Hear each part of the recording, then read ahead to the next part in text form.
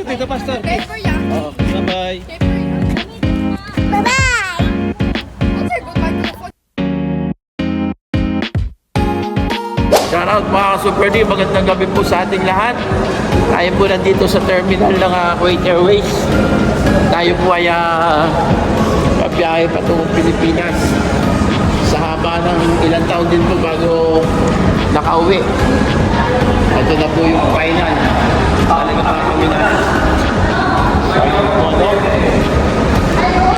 Wala kang makikita doon.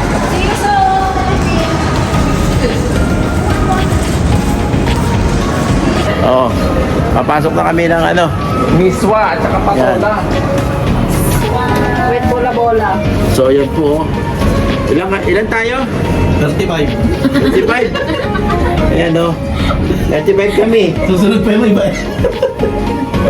Isang aeroplano. First batch pa lang to. Oh. Mo, kung 35 yung tao, yung utak. So, ayan.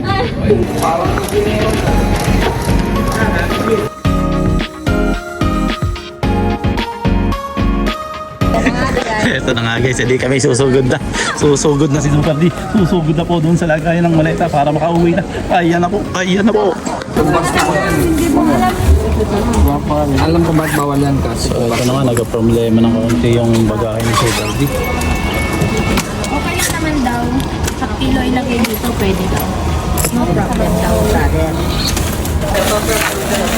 So ito nga yung nangyari, yung palang ticket ni Super D, 32 kilos lang. Eh, dalawang maleta ho. napit nyo si... Pagkatapos ko nito, supunta po kami kay Tulpo. Eh, bakit yan pa ang anak? Lilipat po namin sa box. Ano sa bagay? Para 32 kilos sakto, isang maleta na lang yung madadala niya. Dalawang maleta ba? In case na dalawang maleta, sa box na lang yung 32 kilos.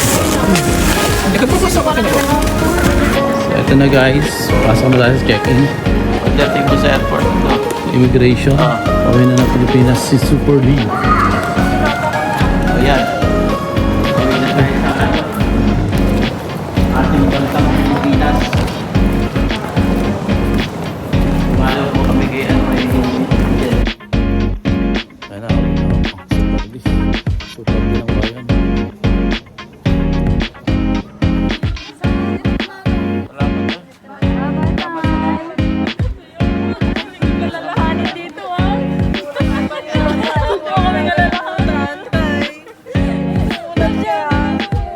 Sige na bro.